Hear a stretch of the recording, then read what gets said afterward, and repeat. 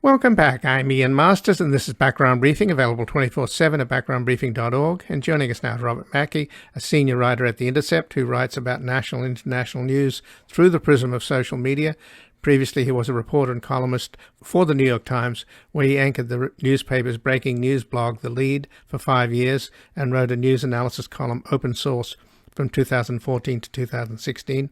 His latest articles at The Intercept are Left-Wing Voices Are Silenced on Twitter as Far-Right Trolls Advise Elon Musk. Rupert Murdoch is having the same problem Dr. Frankenstein once faced with his monster. And Twitter allowed Russian officials to share anti-Semitic cartoon of Zelensky. Welcome to Background Briefing, Robert Mackey. Thanks very much, Ian. Glad to be with you. Well, thanks for joining us, Robert. And just to begin with the latest article I mentioned there, Twitter allowed Russian officials to share anti-Semitic cartoon of Zelensky. There's no question that Elon Musk is Putin's useful idiot. He tried to get aboard a bogus peace plan that was completely one-sided, that Putin was floating. And it leads me to question this whole pro-Putin caucus in the United States House of Representatives on the Republican side, led by people like Marjorie Taylor Greene. A lot of talk now in the press about the Thanksgiving dinner that Trump hosted at Mar-a-Lago with Kanye West and this white nationalist, anti-Semite, Holocaust denier. But what they don't mention so much about Nick Fuentes is that he's a huge pro-Putin booster. I mean, when he had Marjorie Taylor Greene and Paul Gosar on stage with him, he was leading the chant of Putin, Putin, Putin. So what's going on the American right here, or the far right? Why are they in love with this guy who's possibly the most unpopular person on the planet? Well, Ian, I think, the roots of this pro-Putin, fandom for the American right, they actually go back quite a ways, and there's a way in which Trump kind of joined the bandwagon. I mean, he started leading it, obviously, eventually, but even before Trump emerged on the scene, Fox News was pretty obsessed, and a lot of the far-right media was pretty obsessed with Putin. I think they thought, in contrast to Obama, that he seemed sort of macho. There's like that element, just they thought he was macho. But obviously, there's another thing that is quite interesting, which is that you see a lot of the far-right sees Putin's Russia, which is, makes essentially criminalizes LGBTQ people and has, started this wave that's now washing across the U.S. Of banning supposed gay propaganda, of just, dealing with any kind of educational or cultural documents that deal with people who are gay as, being normal humans. That for a long time has been a focus of Russian propaganda and Russian laws.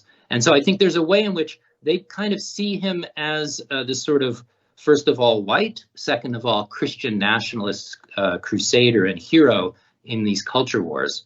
So they start to overlap quite a lot. I mean, there's very interesting ways in which you see this, far right libs of TikTok Twitter account that dominates a lot of the thinking of what you see on Fox News and in other right-wing websites that sort of finds targets to attack.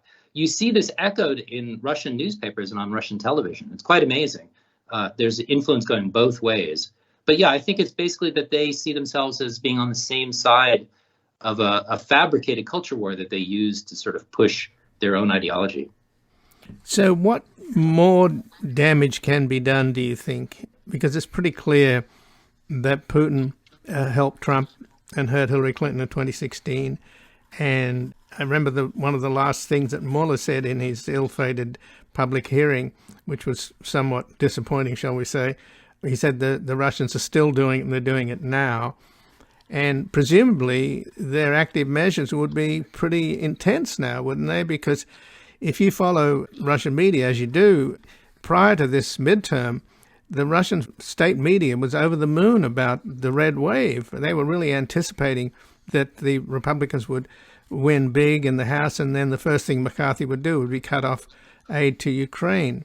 So presumably they're not giving up on that mission, right, to influence the Republicans, to cut off aid. And they've got people like Marjorie Taylor Greene, who seems to have outsized influence in this upcoming Congress. Yeah, I think, I mean, as far as I understand it, I think that what you have, whether you can identify specific active measures taking place or not, I mean, I think that it's clear that the core strategy for Russia has been to identify fissure points in Western societies and to encourage reactionaries.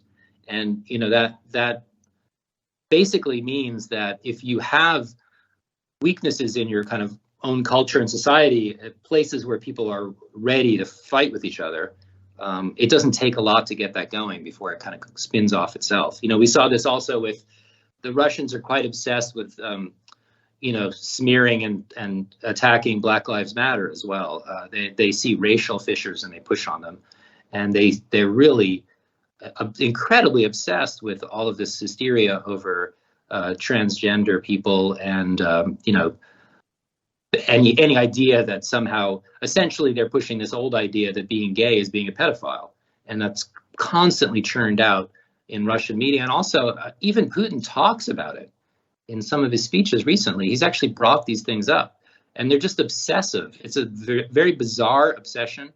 But I think as they push it forward, especially now that things are very diffused through the internet, people don't know if they're reading something online on Twitter, who is this person really? It's almost impossible to identify. And it will be impossible if you don't have the kind of really intense effort at content moderation that the previous Twitter ownership and the management had gotten quite good at and quite sophisticated at blocking, you know, that what they discovered to be state-supported networks that were intentionally pushing disinformation and propaganda on their platform and getting rid of them. And obviously, it appears that Musk is extremely sympathetic, to put it mildly, to the Russian war aims in Ukraine. And so, you know, he seems to just completely buy the argument, whether it's a cover for his own ideology, right-wing ideology, or he's just unbelievably gullible. He just buys the argument of these right-wing activists who are telling him on Twitter and he's interacting with that the left is the problem and they have to ban all these things. You know, he's obsessed with the idea that there's a woke, so-called woke ideology that we need to overcome.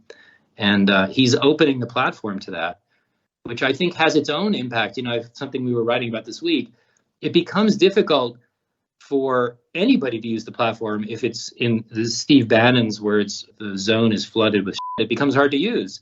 And I think this is an intentional strategy that we know Putin deployed to respond to protests, you know, protesters against his own rule about a decade ago, protests that were organized online.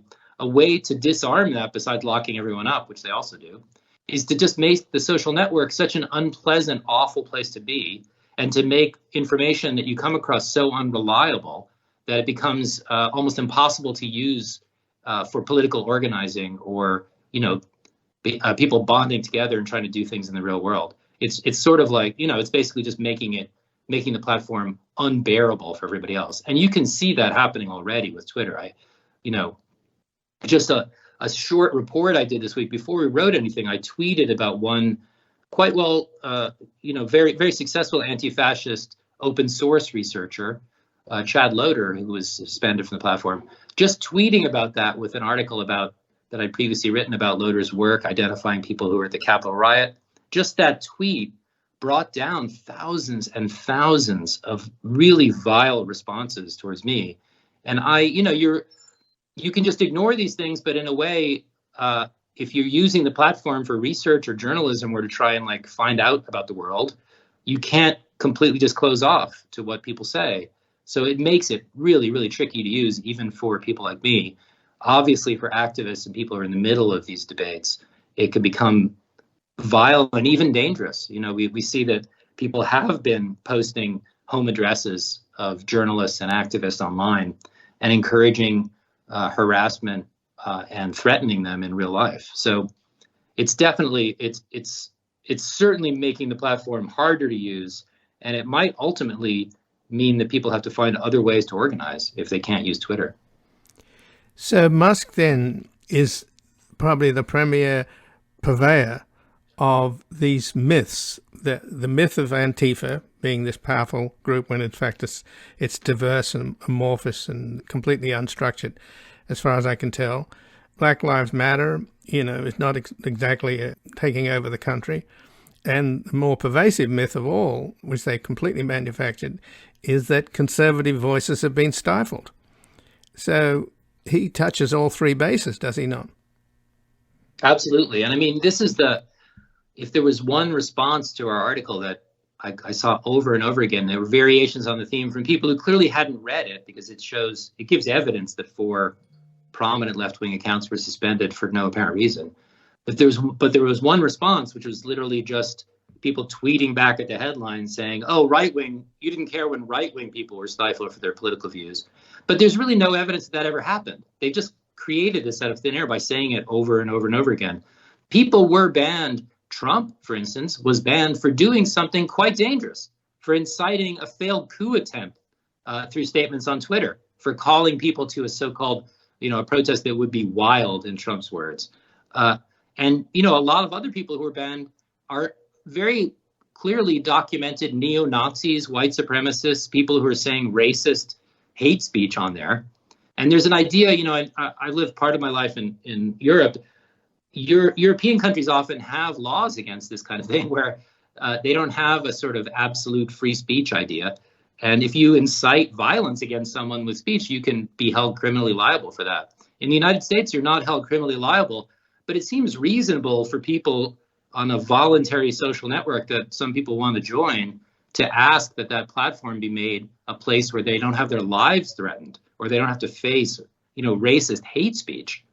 And Musk seems to think that would be fine, although with some exceptions. We've seen people banned under Musk's, regime, Twitter, for doing things like tweeting a photograph of him standing alongside Ghislaine Maxwell, or people making fun of him.